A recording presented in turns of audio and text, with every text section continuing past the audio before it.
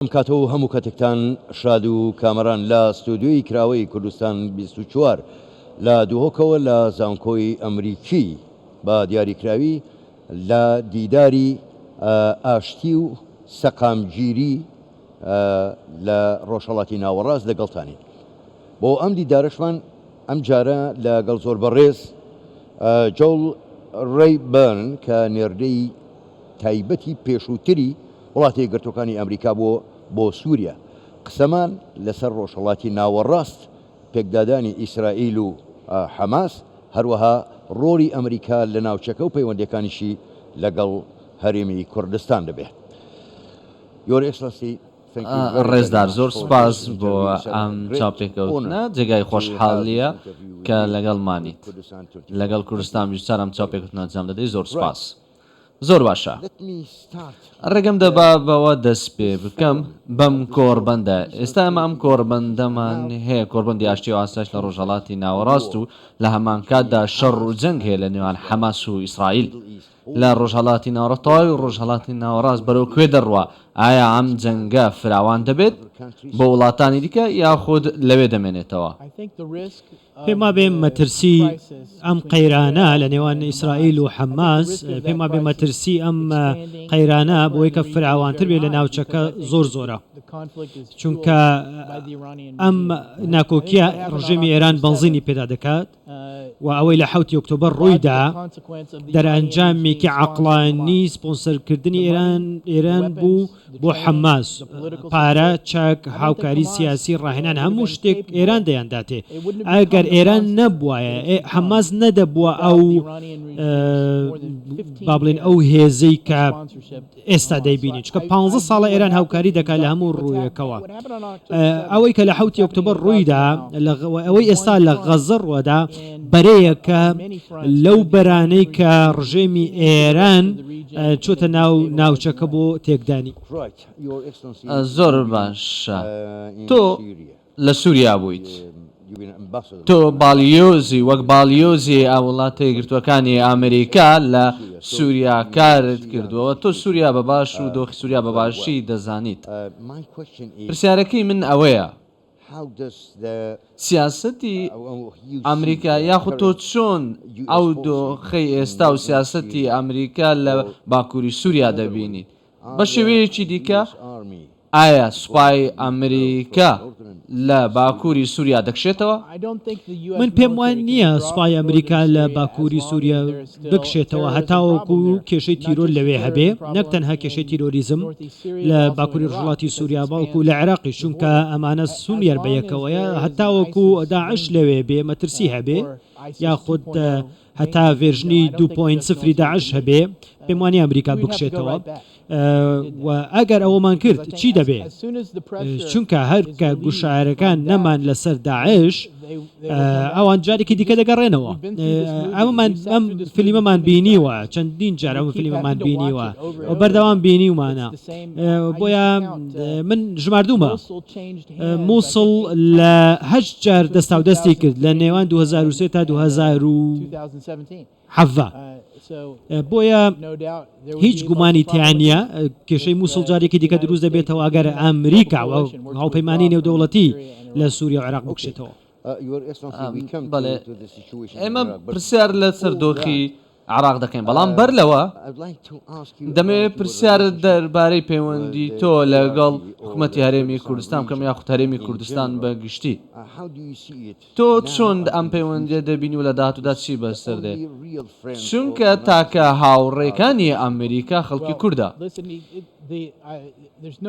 هیچ گومانی تێدا نییە کە حکوومەتی هەرێمی کوردستان لە ژێر فشارێکی زۆردایە. فشار لە دەرەوە مەبەستم، هێزە دەرەکیەکان لە لایەنە دەرەکیەکانەوە کە ئامانجی سەرەکیان ئەوەیە کە حکوومەتی هەرێمی کوردستان دابەش بکەن و نایانەوێت سەقامگیر بێ هەرێمەکە، و ئەم لایەنە دەرەکیانە لە دەرەوەی کوردستان دەیانەوێت کە لە کوردستان هەرێمی کوردستان دەبێتە دوو بەش لە نێوان بادینان و سۆران و لە نێوان یەکدا پێکدادان دەکەن و شەڕ دەکەن و بۆی کە بتوان باشتر دەستی بەسەردا بگرن. ئەمریکا هیچ بەژەوندێکی لە مەدان نییە. ئەمریکا پێم وابێ کاری پێویستی نەکردو لە ڕابردوودا لە 2007ەوە هەر کاتێ ئەو لە قەیرانی کەرکووکەوە تا ئێستا ئەمریکا کاری باشی نەکردە بۆی کە ئەم گوشارە لەسەر هەرێمی کوردستان هەڵگرێت. بە تێڕوانینی من حکوومەتی هەرێمی کوردستان دامەزراوەیەکی دەستوریە لە ناو دەوڵەتی عێراقدا و دەبێ بمێنێتەوە وەکو خۆی و هەرێمی حکوومەتی با بڵێن ئەمریکاش سیاسەتی ئەوەی هەیە و دەبێ ئەم هەرێمە دەستوریەی هەرێمی کوردستان بێڵێتەوە. ئەوەی ئێستا هەیە ئەمریکا وەکو پێویست ئەمەی نەکردووە، بەڵام ئەگەر بیکا و ئەمریکا سیاسەتێکی بەهێزتری هەبێ بەرامبەر بە هەرێمی کوردستان بە دڵنیاییەوە دەبێ هاوپەیمانیەکی با بڵێن درێژ مەودا لە نێوان هەرێمی کوردستان و حکوومەتی هەرێمی کوردستان و ئەمریکادا دروست بێ کامە بۆ ئەمریکا زۆر باشە. با بگەڕێنەوە سەر جەنگی ئیسرائیل و حەماس و ئەو جەنگی لە نێوانیاندا وەک ئاماژەت پێدا ئیران لە نزیکەی تەواوی ڕۆژهەڵاتی ناوەڕاست لە ئێمە لە عێراق لە سووریا و لە لوبنان ڕۆڵی هەیە و هێرش دەکەنە سەر بنکەکانی ئەمریکا سوپای ئەمریکا تا ئەکو ئێستا ئەوەی کەم زانیارمە نزیکەی 60 هێرش کراوەتە سەر هێزەکانی ئەمریکا. ئایا ئەمریکا تەنیا دەوەستێت و سیر دەکات بە بێدەنگی سیر دەکات یاخود ئەمریکا کاردانەوەی دەبێت لە کۆتاییدا بەبێ گوێدانە ئەوەی کە کێس لە ئۆفیسی واشنگتن لە کۆشکی سپی هیچ ئیدارەیەک ڕێگە نادا کە سەربازی ئەمریکی بکوژرێ و بنکەی سەربازی و دیپلۆماسی بکرێتە ئامانج و ئەمە وەڵامێکی بەهێزی بەدواوەیە. ئەوەی کە من دەیبینم لە هاڵوێستی ئەمریکا وەزیری دەرەوە ئۆستن و فەرماندەی ناوەندی سوپای ئەمریکا سنتکۆم و هێزیان جوڵە پێ کردووە بۆ ناوچەکە و هێزی زۆریان هێناوەتە ناوچەکە بۆی کە بتوانن ڕوبەڕووی هێرشەکان ببنەوە. ئەوەی کە ئەمریکا تا ئێستا نەیکردووە ئەوەیە کە ئەو هەنگاوە سەربازیانە لەگەڵ سزابووریەکانی یەک بگرێتەوە لەگەڵ گوشارە سیاسیە نێودەوڵەتیەکان یەک بگرێتەوە دژی ڕژێمی ئێران و ملیشەکانی سەر بە وڵاتە. بۆیە هێشتا ئەمانە بە یەک نەگەیشتون لە نێوان کردەی سەربازی و کردن ناسەربازی. کەواتە تۆ چۆن دۆخەکە دەبینی لە عێراق؟ ئایا بە شێوەیەک لە شێوەیەکان ڕوبەڕوو نەبوونەوە دەبێت لە نێوان خەڵکی عێراق؟ من پێم وایە ڕژێمی ئێران و میلیشیاکانی سەر بە وڵاتە ئەم با بڵێن دادگای باڵا وەکو شوێنێک بۆ خۆیان بەکاری دەهێنن بۆی کە عێراق تێک بدەن سەقامگیری عێراق دەبێت لە ڕێگەی دادگای باڵای فیدراڵیەوە. بۆیە دەبینین کە چیان کرد بەرامبەر بە هەرێمی کوردستان. هەمیشە کاتێک دەبینین سیاسەکان و لە ئەوروپا ڕۆژنامە نووسان لە ئەوروپا و لە ئەمریکا کاتێک قسە لەسەر ڕۆژهەڵاتی ناوەستن تەنیا قسە لەسەر ئیسرائیل و دۆزی فەڵەستین دەکەن. بۆچی قسە لەسەر کێشەی کورد ناکەن؟ ئێمە کێشەی گەورەمان هەیە، نزیکەی 40 میلیۆن کەس بەبێ وڵاتین. تەواوی کوردستان دابەش کراوە بۆ 4 پارچە، هەر پارچێک دراوە بە وڵاتێک و تەنیا لێرە نەبێ لە باکووری عێراق لە هەرێمی کوردستان ئەوانی تر تەنانەت مافەکانی مرۆڤیشیان نیە، سادەترین مافی مرۆڤیشیان نیە. بۆچی قسە لەو بارەیەوە ناکەن؟ تەنیا قسە لەسەر فەڵەستین و ئیسرائیل دەکەن.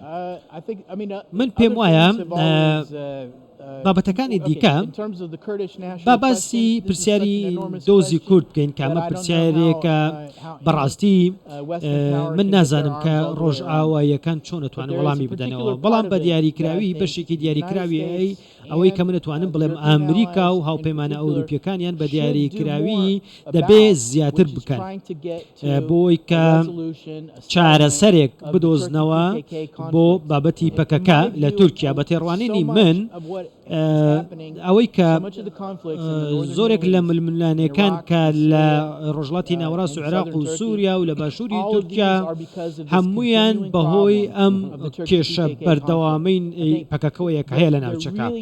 بۆیە دەبێ هەوڵ بدەن بۆی کە نەخشە ڕێگەیەک دابنێن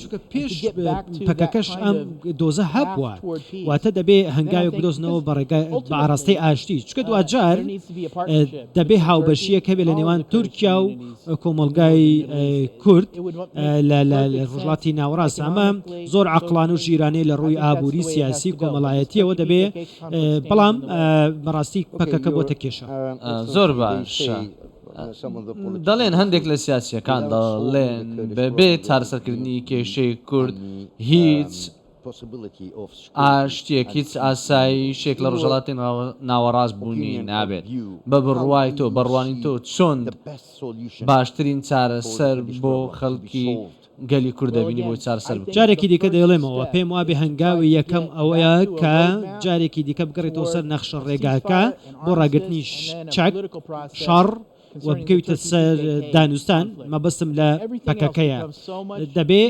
ئەگەرەوە چارەسەر کرا ئەوانی دیکە زۆر زۆر ئاسانن چارەسەرکردنیان واتە ئەکرێت ڕێگەی سیاسیەوە چارەسەر بکرێن ئەگەر ململانەکە نەما کێشە و شەڕ نەما ئەوانی دیکە بە شێوەیەکی ئاسایی و سیاسی چارەسەرەکردن بەڵام بە ئەزمموی من کە من نوێنەری ئەمریکا بووم بۆ سووریا هیچ شتێکمان لە باکووری وڵاتی سووریان نەکردووە و نەمانتوانی وە سەرکەوتوو بین کاتێک کە هەر کارێکمان کردووە و گەیشتونەتە ڕێککەوتنێک پەکەکە هاتووە هەموو شتی تێکداوە و هەموو شتێکی کردوتەوە سفر بۆیە هەتا ئەو کێشەیە ململانەیە چارەسەر نەکەمە پێم وانە دووتان هیچ دیکە بکەیت زۆر باش کۆتا پرسیارم هەندێک کێشە هەن کە لە عێراقەوە بۆ هەرێمی کوردستان بۆ حکوومەتی هەرێمی کوردستان دروست کراون ئایا دەکرێت ئەمریکا بە شێوەیەک لە شێوەکان ڕۆڵی هەبێت بۆ چارەسەرکردنی کێشانە بەڵێ من دەبێ بڵێم کە دەبێ بیکەین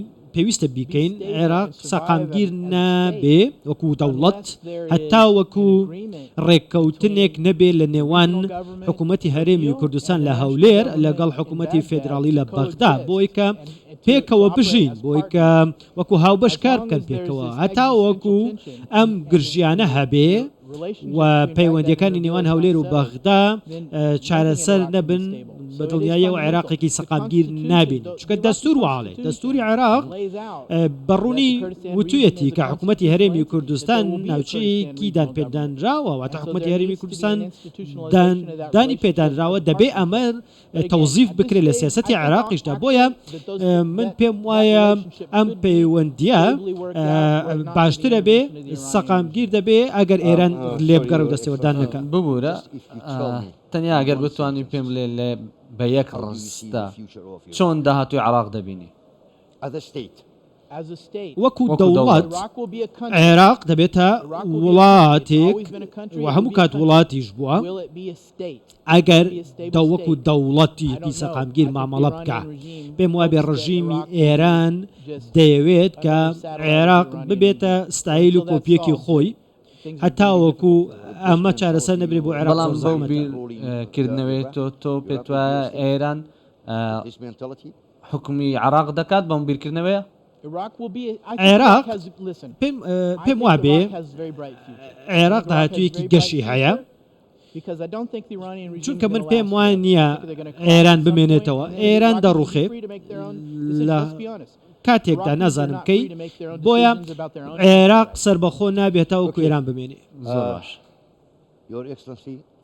بەزدار زۆر سپاس بۆ ئەوەی لەگەڵ ئێمە بووی بۆ ئەم دیدارە لەگەڵ کوردستان شار زۆر سپاس بینەرانی بەڕێز ئەم دیدارەشمان لێرە کۆتایی هات لەگەڵ زۆر بەڕێز چۆل ڕۆی بن نێردەی تایبەتی پێشووتری وڵایەتە یەکگرتوەکانی ئەمریکا بۆ سووریا تا دیدارێکی تر شاد و بەختەوەرە